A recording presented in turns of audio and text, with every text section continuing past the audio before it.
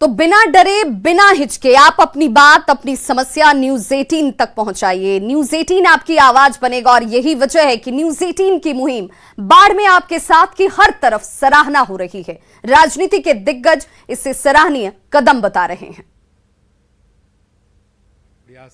सबसे पहले से प्रभावित राज्य रहा है और हमारी सरकार लगातार बिहार के लोग बाढ़ से सुरक्षित हों, बाढ़ से कैसे अस्थायी निजात मिले, इसके लिए हमारी सरकार प्रयास कर रही है।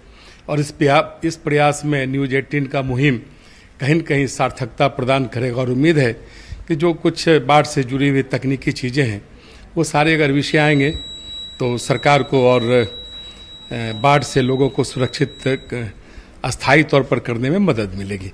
इसके लिए न्यूज 18 को बहुत बहुत धन्यवाद।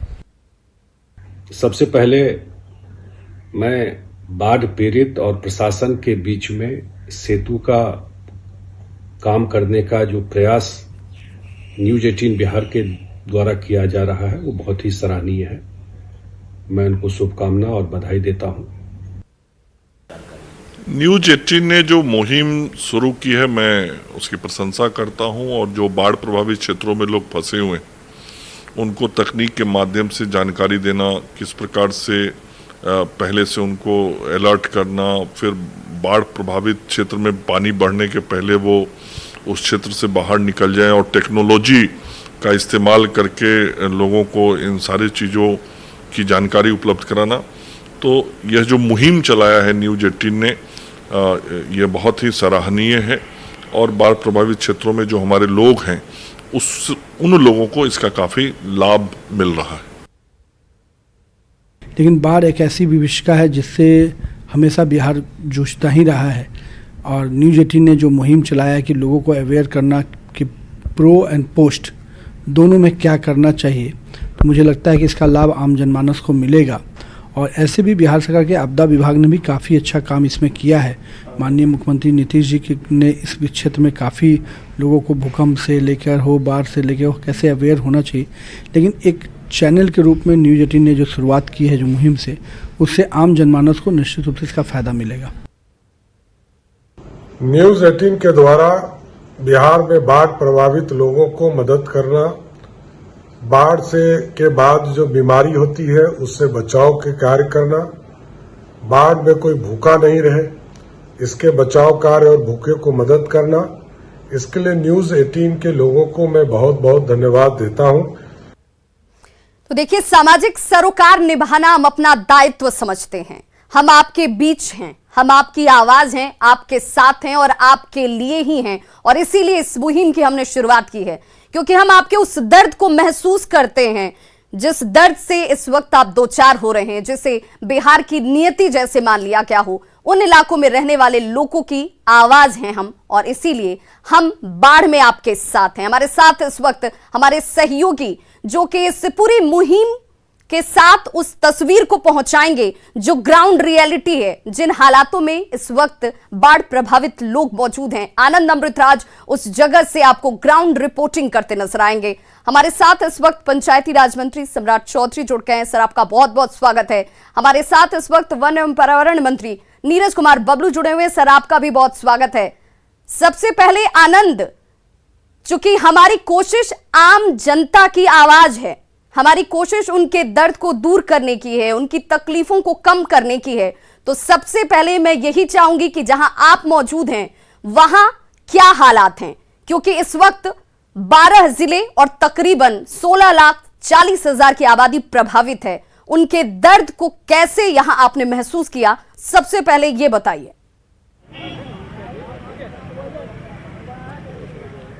देखिए विभा, मैं आपको बताऊं उसके पहले मैं आपको एक तस्वीर दिखा देता हूं और न्यूज 18 की खबर का कितना असर हुआ वो भी मैं आपको दिखा देता हूं। सबसे पहले तस्वीर आप देखिए, आपको कई सारे नाव नज़र आ रहे होंगे और इस वक्त हम गंगा के किनारे मौजूद है और कई सारे आपको नाव नज़र आ रहे होंगे। और न्यूज 18 लगातार जो बाढ़ पीड़ितों की समस्या दिखा रही थी, आज पटना के जिला प्रशासन ने जो दियारा इलाका है जो बुरी तरीके से बाढ़ से प्रभावित हो गया है, वहाँ के लिए जिला प्रशासन ने निःशुल्क नाव सेवा की शुरुआत की है और 14 वार्ड हैं जो बाढ़ से बुरी तरीके से प्रभावित हैं, उन तमाम इलाकों के लिए नाव यहाँ से खोला जा रहा है और इधर से नाव जाएगा और उधर में जो बाढ़ से प्रभावित लोग हैं उन्हें वहाँ से लेकर किनारे आएगा। तो ये बड़ी पहल जिला प्रशासन की और न्यूज 18 लगातार इसी कोशिश में है कि जिन्हें भी समस्या है, बाढ़ से जो प्रभावित हैं, जो कई समस्याओं से जूझ रहे हैं, उन तक उनकी बात हम सरकार तक पहुँचाएँ और सरकार के पहुंचाने के बाद सिर्फ पहुंचाने का ही काम नहीं है बल्कि हम चाहते हैं कि उस पर असर भी हो।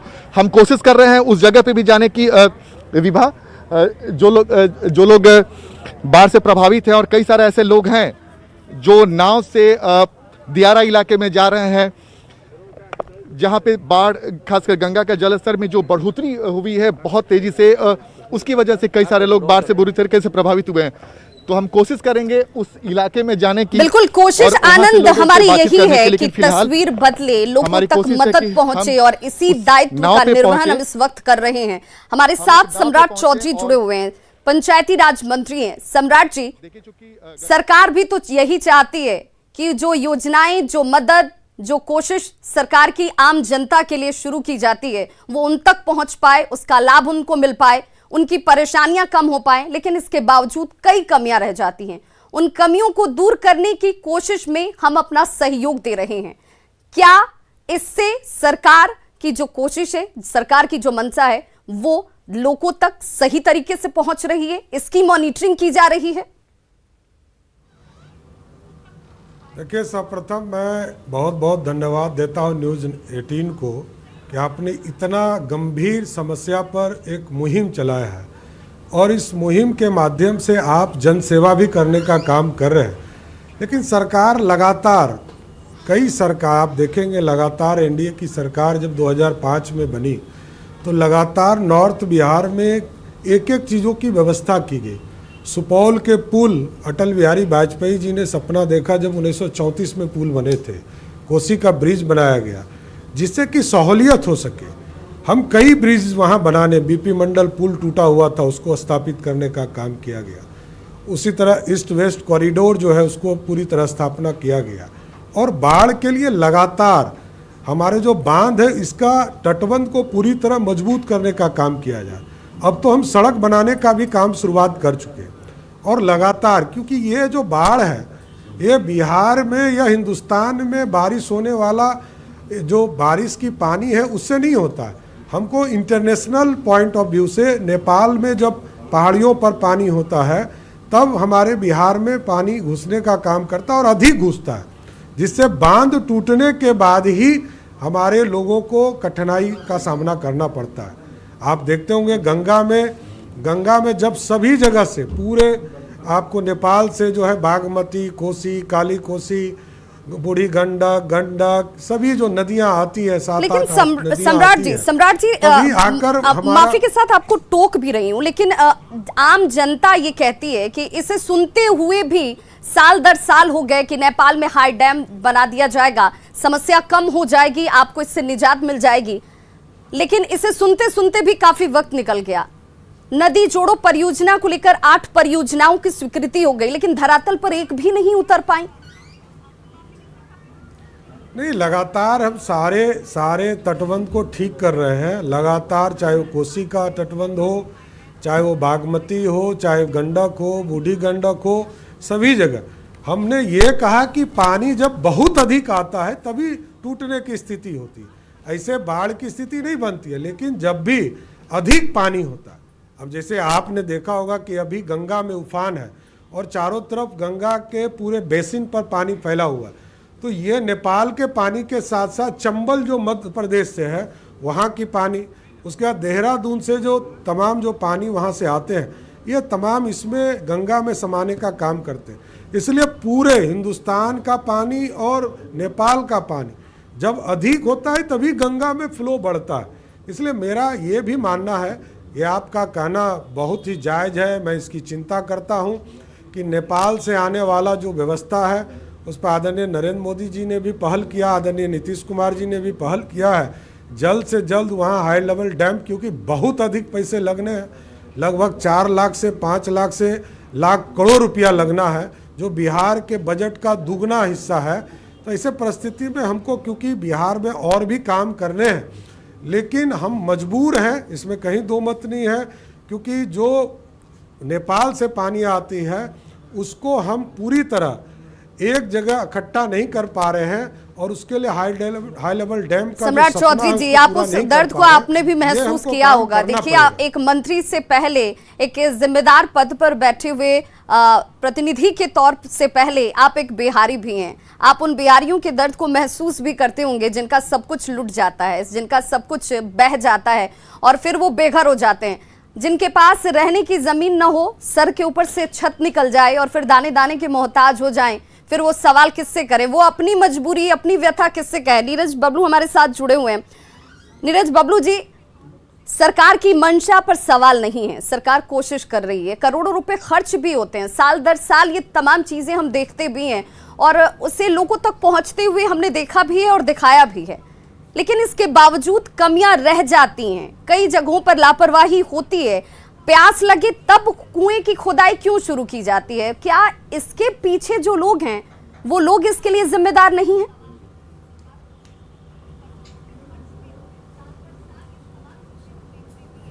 देखिए, सबसे बड़ी बात है कि पहले तो हम न्यूज़ 18 की टीम को बहुत बहुत साधुवाद और बधाई धन्यवाद देना चाहते हैं कि आप अपना जान रिस्क में, जोखिम में डाल करके जो बाढ़ की रिपोर्ट कलेक्ट कर रहे हैं और एक मुहिम चलाए हुए हैं, इसके लिए बहुत बहुत साधुवाद और धन्यवाद। दूसरी बात है, जहाँ तक बाढ़ का सवाल है, जो हम लोगों के उत्तर बिहार का भौगोलिक बनावट है, जो नेपाल से नदियाँ, दर्जनों नदियाँ आती है, इसे रोका नहीं जा सकता है। और जहाँ तक बाढ़ आने का सवाल है, जब भी बाढ़ आता है तो सरकार का स्तर से, माननीय मुख्यमंत्री जी का स्तर से लगातार बड़े पैमाने पर, एनडीए सरकार है, बड़े पैमाने पर मुझे लगता है कि इसका राहत का काम चलाया जाता है। आपको याद होगा, हम लोग इस चीज़ को झेले भी हैं कि 2008 में जब बाढ़ आई थी, बांध टूट गया था कोसी नदी का, तो अंतर्राष्ट्रीय आपदा के रूप में ये घोषित हुआ था। और हम समझते हैं कि जिस तरह से वहाँ लोगों को सहायता पहुँचाया गया था, माननीय मुख्यमंत्री जी लगातार कैंप करके लाखों लोगों को निकाला गया, लाखों लोगों को मुआवजा दिया गया, गृह क्षति का मुआवजा, किसानों को फसल क्षति का मुआवजा, खेत कट गए, लोगों के खेतों में बालू आ गए, हर तरह का जो मदद पहुँचाना था पहुँचाया गया। उसके बावजूद भी जो समस्याएं रह गई, उसके समाधान का लगातार प्रयास चल रहा है। जहाँ तक बांध का सवाल है, जो बांध टूट जाता है तो उसके मजबूतीकरण का अभी लगातार काम चल रहा है। हम समझते हैं कि 400-500 करोड़ के लागत से अभी पूर्वी बांध का काफ़ी मजबूतीकरण हो रहा है। और पश्चिमी बांध जो अभी थोड़े दिन पहले फिर एक हफ्ता के लिए टूट गया था, तो मात्र जैसे ही बांध टूटा तो एक हफ्ते में उस बांध को फिर से रिस्टोर कर लिया गया, बांध को बांध दिया गया, कोई क्षति नहीं हुई। ये सरकार के तत्परता को दिखाता है कि सरकार और विभाग कितना तत्पर है काम करने के लिए। जहाँ तक है वाटर मैनेजमेंट का सवाल, पानी को रोकने या बैलेंस करने का सवाल, तो मैं आपको बता दूं कि आपने जो नदी जोड़ने का प्लान के बारे में चर्चा किया, तो कोसी और मेची नदी को जोड़ने का प्रस्ताव पास हो गया। केंद्र सरकार ने उसे मंजूरी दे दी, माननीय प्रधानमंत्री जी ने उसे मंजूरी दे दी और 5000 करोड़ का ये प्रोजेक्ट है। हमारी भी बात जल शक्ति मंत्रालय के माननीय मंत्री गजेंद्र सिंह शेखावत जी से हुई थी, उसमें पैसा भी आ गया और बहुत जल्द ही मुझे लगता है कि इस पर काम किया जाएगा। और ये हमको लगता है कि जब भी बाढ़ आएगी तो इसमें ये बहुत बड़ा काम करेगा। हम लोग नदी जोड़ योजना को अगर सरजमीन पे ले आते हैं, ये कोसी मेची नदी जुड़ जाएगी तो उस इलाके में बाढ़ की संभावना निश्चित रूप से कम हो जाएगी। इसके बावजूद जो भी कठिनाई है, सारे कठिनाई पे सरकार का ध्यान है, लोग अधिकारी लगे हुए हैं। जब भी जहां भी कोई कठिनाई आती है, बाढ़ से जो भी समस्या उत्पन्न होती है, बिल्कुल हमारी भी कोशिश यही है नीरज बबलू जी, हमारी भी कोशिश यही है कि हो सकता है कि संबंधित विभाग के अधिकारियों की नजर न पहुंचे, दूर दराज तक आप न पहुंच पाएं जहां हमारी टीम पहुंचती है, लोगों के बीच पहुंचकर उनके दर्द को समझने की कोशिश करते हैं ताकि उन तक समाधान पहुंच सके। और इसीलिए हमारे सहयोगी उन विषम परिस्थितियों में इस वक्त रिपोर्टिंग भी कर रहे हैं और ये तस्वीर आप तक पहुंचानी जरूरी है। गंगा के जलस्तर में देखिए लगातार वृद्धि